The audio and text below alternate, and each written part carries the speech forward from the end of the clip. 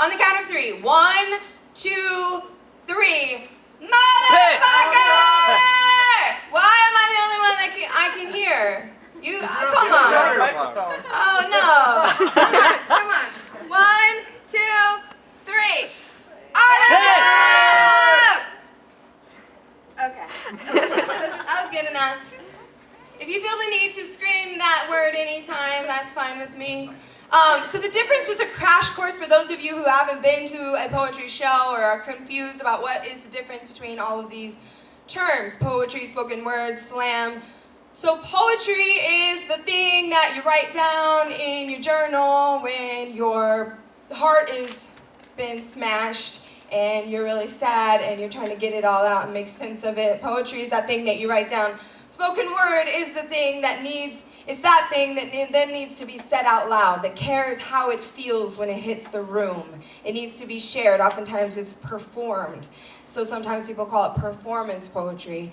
But then if you were to take that and then put it into a competition, it would be called a slam.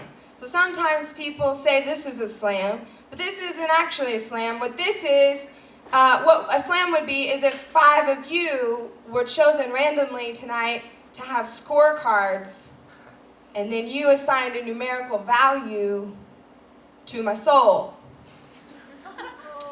That's what a slam is. It's weird. 0.0 to 10.0 is the range of my soul, and you can pick a number. And I don't know why I'm so in love with it. It's the only sport I've ever been good at. And I started out, let's see, gosh, it's been a long time. I was 18 and I was a rapper, which I feel like is obvious. Because everyone, when they meet me, are just like, she's a dope rapper. And my friend was like, Lauren, you like to write, you should come to this poetry slam and, you know, slam. And I was like, poetry? I'm hardcore. Like, my name, okay, wait for it. My name was Miss Verse, short for universe, because I was a conscious rapper. Okay, don't get it twisted. And I went to the poetry slam and I did my little rap in the slam. I don't even know how bad it must have been bad, but I won, y'all. Whoa. I won that slam, and you know what I won? I won $12, 2 cigarettes, and a condom. Yeah. Because they would just pass the hat and you got whatever was in there. And I was like, this shit is amazing. I have never won anything rapping. This is obviously my calling, and I've been doing it ever since. And about 3 years ago, I was able to quit my job and make a living of it, which is amazing. It's a long ways from $12 and a condom. But when I started out, I was really the only woman in my scene in Oklahoma City that was competing in the slam. And when I got on my first slam team, I was the only female on the team, and a lot of weird things happened because of that, which led me to, yeah, I guess who I am now. Because one time this old man took me aside after the slam and he said, you can't compete with the boys. Don't explode. Don't send fire flakes of amplified kisses into our ears. Don't swing your microphone like a penis drawing urine hieroglyphics. Don't be loud like beer bombs sledding down throats. Don't choke, don't explode. Be atomic.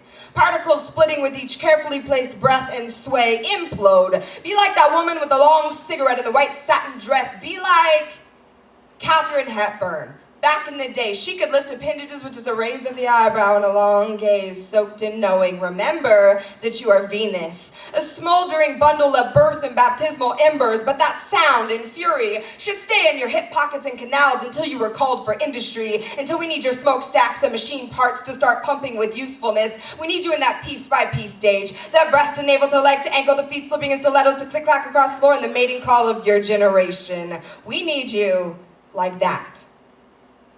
And I say, you know, sir, I think I know what you mean when you say I can't compete with the boys. And I think I know what you mean when you say don't explode. But I don't think you know what it means to be this well-engineered time bomb that is woman.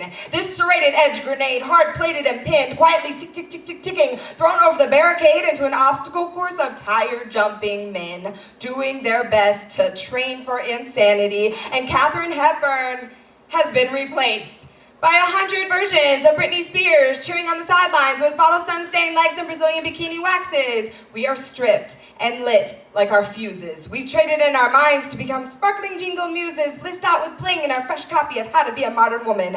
Volume 1, spend more on your handbag than you do on rent. Get a guy off in 24 seconds, ignore that ticking, and take this quiz to quantify your worth. Add your shoes plus shampoos plus open lines of credit. Subtract your weight and body fat percentage, divide by marriage proposals and dozens of roses, and then you will know if you're a worthwhile woman. Tick, tick, tick, and it's okay to be smart, but not smarter than him. And it's okay to be fat, but not fatter than her. Just find a good man and have a big wedding. The bigger the wedding, the longer he'll stay, and wait till you have a career to have a baby.